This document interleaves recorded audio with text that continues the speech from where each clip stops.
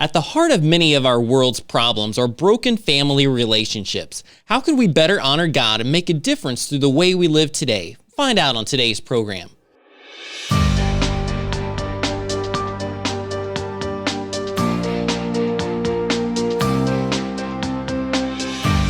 Join I Am a Watchman Ministries Managing Editor Joe Kerr with co-host Dylan Burrows, bringing you a fascinating discussion regarding the importance of Bible prophecy and Christian living today as it relates to our responsibility as believers to be watchmen. This is A View from the Wall. Welcome to A View from the Wall. I'm Dylan Burrows along with co-host Joseph Kerr, and we are honored to be with you today. Our culture is filled with broken relationships, whether it's divorce or abuse or struggles with parenting. There is no end to the issues we face.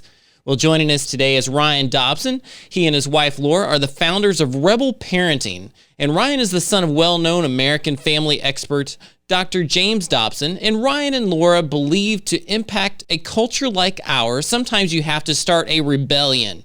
Why? Because marriage is hard and parenting is even harder. Ryan, welcome to today's episode of A View from the Wall. Thanks for having me. I appreciate it. Good to be back on. Definitely glad to have you again. We want to start today with a focus on the concept of family and the importance of family in today's society. For example, the military has many levels of command. There's the company, the battalion, the brigade. And someone said that in spiritual battle, the smallest battle unit is the family. So let's start with that. Why is the family so central to our nation today?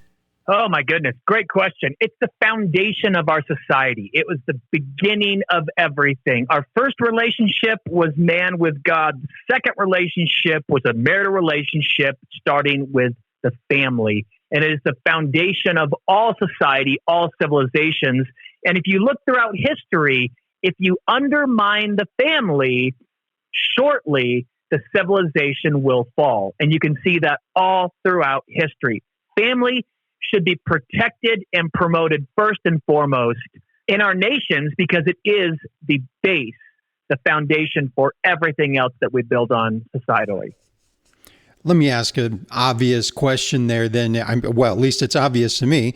If the family is so central and so essential to the effective functioning of society, but we see that the family unit as a nuclear unit and the foundation of our society is under attack from all different directions, why, if it's so foundational, would they want to jeopardize the very society they want to control?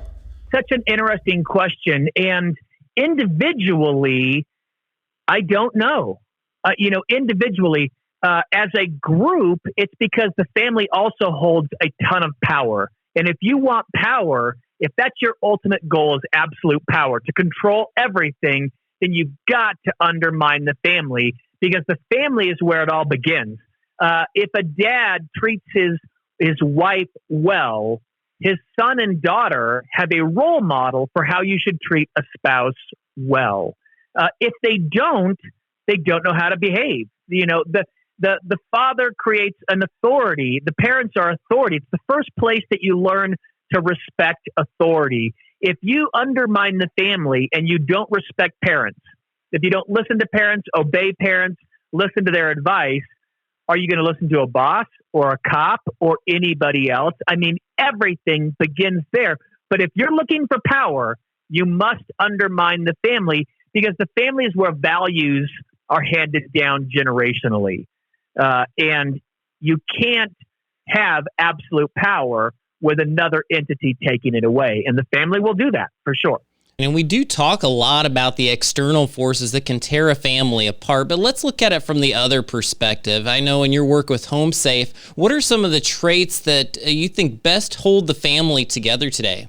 I'll tell you one of the best is eating dinner together. If you can eat dinner together as a family more than 3 times a week, it's incredible how you can avoid pitfalls. If you want your kids to avoid drug abuse, alcohol abuse, promiscuity, getting pregnant before they're married, if you'd like them to earn a higher living, have a better quality of life, the more times you can have dinner as a family together, the better all of those things get. I mean, it is amazing what the family has the power to do. to make you feel secure, to make you feel safe, to give you purpose, to give you meaning in life, to give you a mantle or a name or a legacy. Family can do so many great things if you support it and promote it. Well, that's interesting because one of the things that have happened during this pandemic is that more and more parents have been forced to homeschool their children, whether they want to or not. And so you see all of these students who are now at home all the time, who are usually outside of the home. And this may be having some kind of positive impact on the relationships between parents and their children. What are you seeing?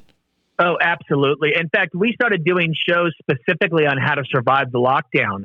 You know, for parents, we had a bunch of homeschooling experts come on Rebel Parenting to say, here's some of the basics of homeschooling. Here's how you can handle it better. And lots of parents are like, oh, hey, I like my kids. How interesting. Right. You know, they like to be around their kids. I think in the beginning it was really tough. I really do. I think this pandemic really, really took, knocked people back on their heels a lot. And I think as time has gone on, those families that have turned inward, and by that I mean being more intentional, really trying to see how their spouses, how their wives and husbands are doing, how their kids are doing, what's, taking place. Those who have tried to give each other more grace and try to get through the season are really getting along as a family better today than they were in the beginning. And they're, we heard so many couples that were like, I'm just not used to being around my spouse all day. I'm just not used to it. And in the beginning, we were just nitpicking our spouses to death and questioning everything they do. And over time, there's been breakdowns and fights and like, why are you picking on me all day? And it's like, I don't know. Why am I picking on you all day? That's really strange, and we're learning to get along better, closer. And I think that could be good. Right. And I do realize that as people stay together more, they start to recognize that there's something different just about that proximity with one another that we miss in the busyness of our lives. So there has been an added benefit of this quarantine or this lockdown time that many people have had with family. We want to talk more about that when we come back. So stick with us here on A View from the Wall.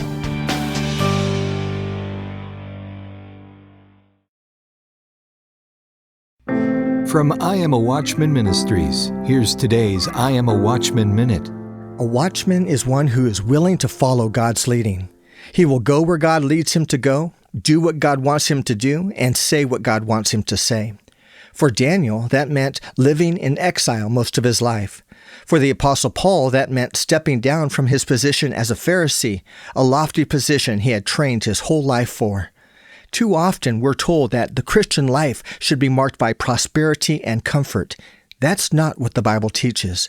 The truth is, faithfulness and sacrifice go hand in hand. Jesus taught this. Jesus lived this. Are you willing to make real sacrifices in support of the Lord's work? I encourage you to visit the I'mAWatchman.com website for resources that will help you be the faithful servant God wants you to be. Be bold, be faithful, be a watchman. I'mAWatchman.com.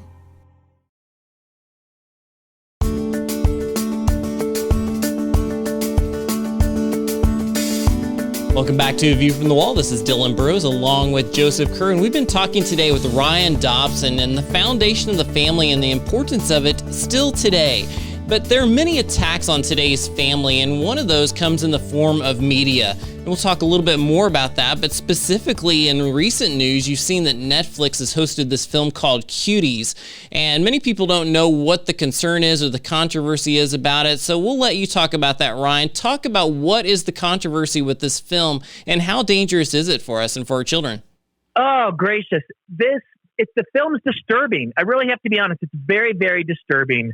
And you can tell this because mainstream media is saying how disturbing it is. They're trying to be woke. They're trying to be quote unquote progressive and leftist.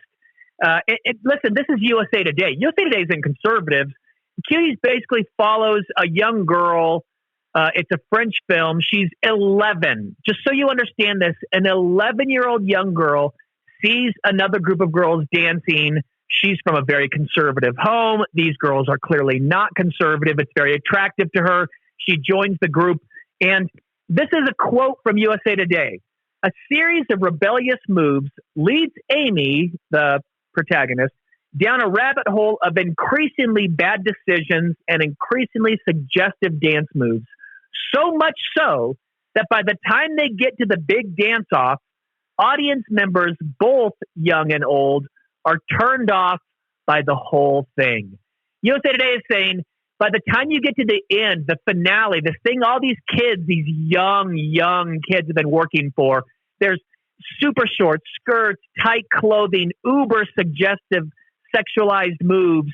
By the time you get to the end, it says the whole audience is essentially grossed out and turned off by the whole thing. It's terrible. Terrible.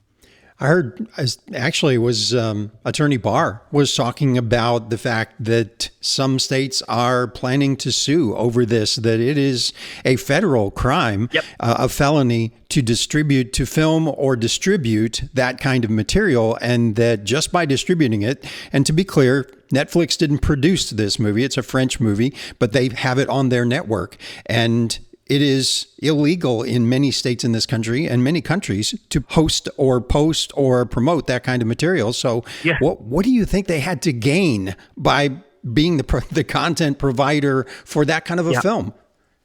Well, here's what I'll tell you.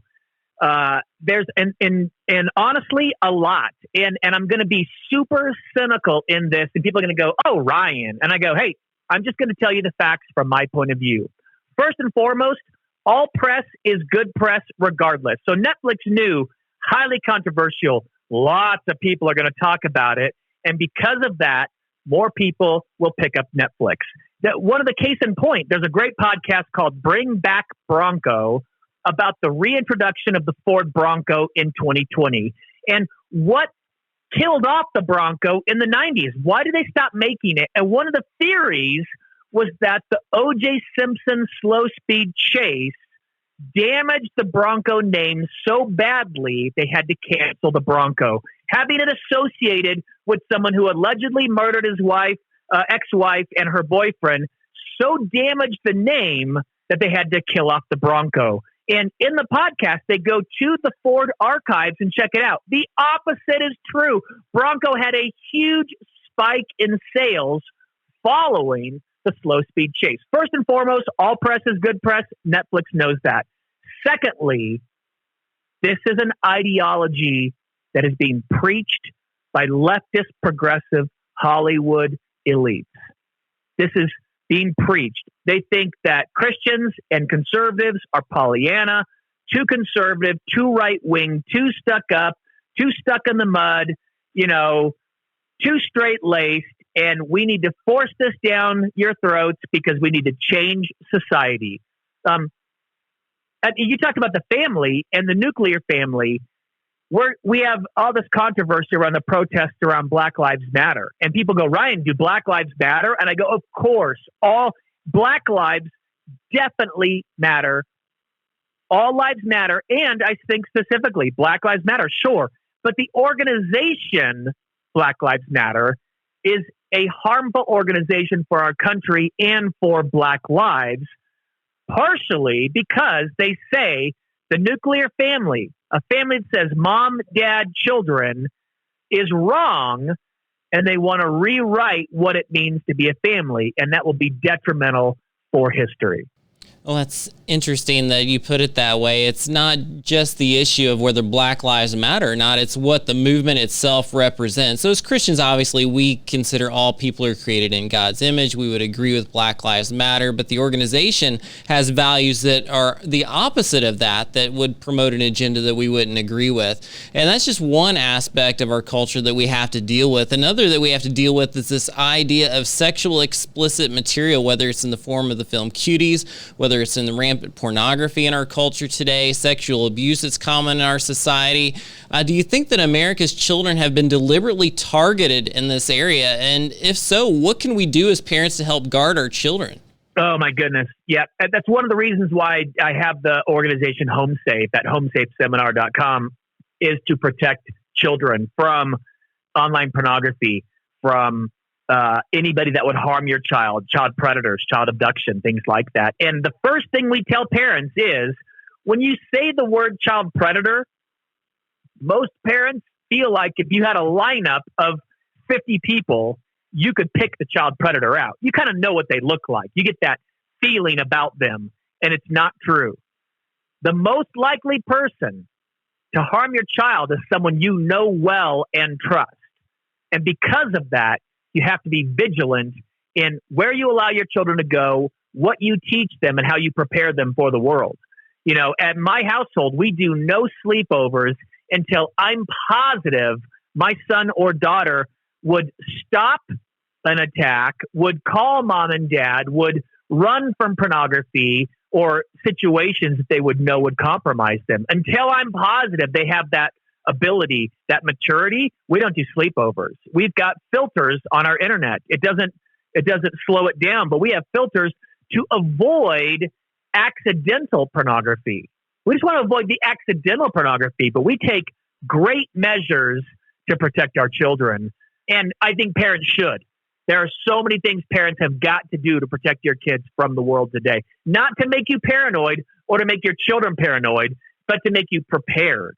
You don't want to scare your kids about the world, but you do need to prepare them for what they'll face out there.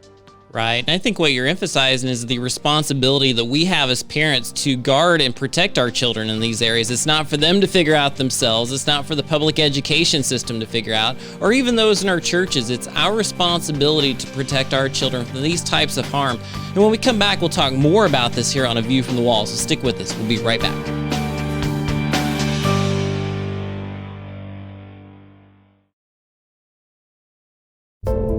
The rapture can happen at any time. You may be ready, but are your friends and family spiritually prepared for the coming of the Lord?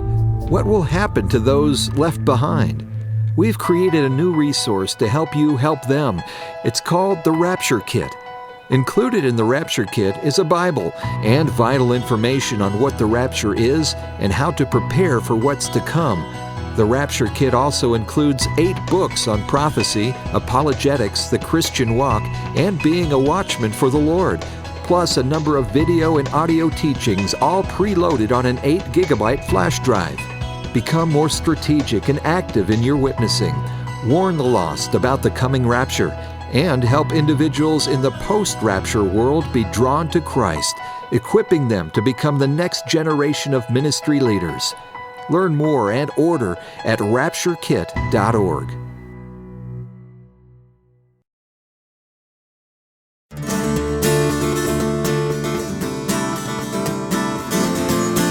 Welcome back to A View from the Wall. This is Dylan and Joe, and we've been talking with Ryan Dobson from Rebel Parenting, and we've had a fascinating discussion so far.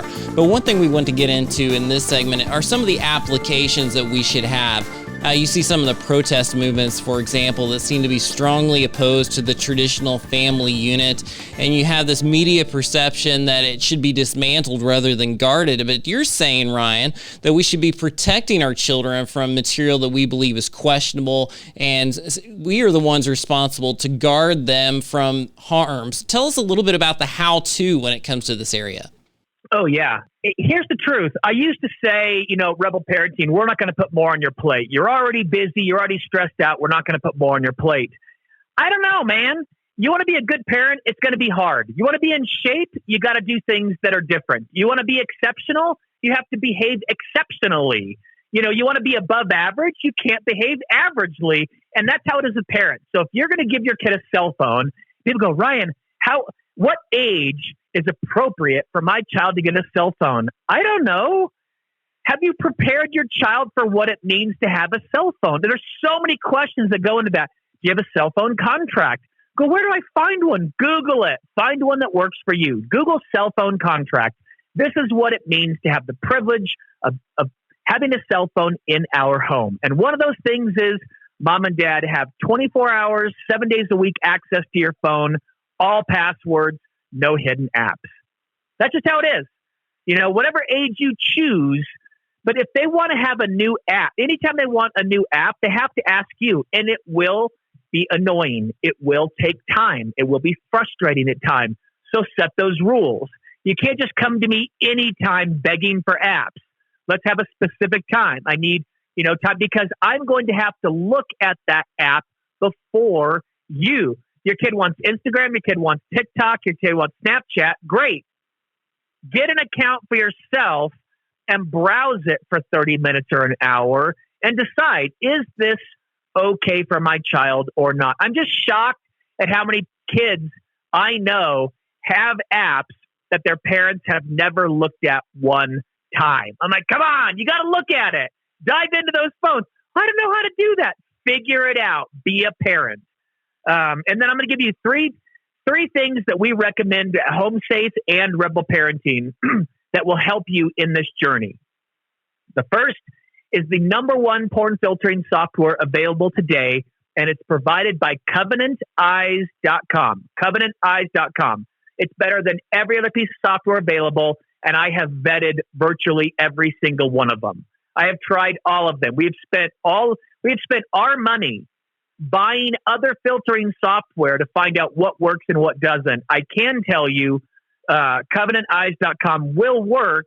And let's see, if you use the code REBEL, they will give you a free month. That's the first one we use.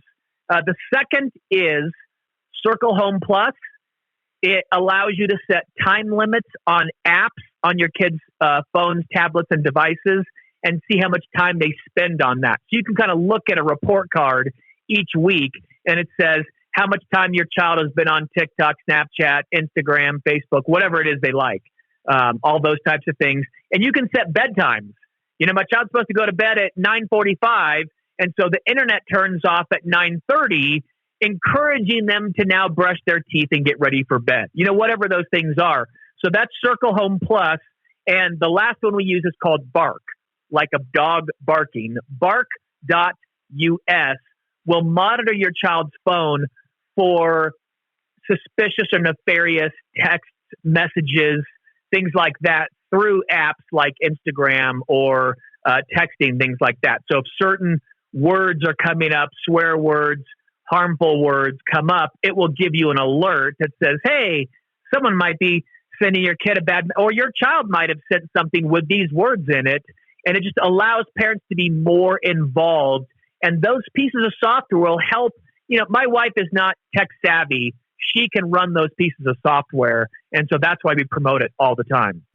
Yeah, so you come up with a couple of good examples there, and we want to come back to those. CovenantEyes.com, the filtering software, Circle Home Plus, and Bark.us. And we'll make sure to have that along with where you're picking up this podcast for your viewing online or listening online. But I do want to mention also, it's not just the content that's pornography or something that's explicit or the words that we're worried about. We're also concerned about the people that your children spend time with online, as well as the amount of time people spend online. It was interesting to me when the quarantine first began. We have these counters on our phones, and one of my kids on their phone, they said on average that first week in the lockdown, they had spent over 6 hours a day on their cell phone. And I thought, oh my goodness, what have I done?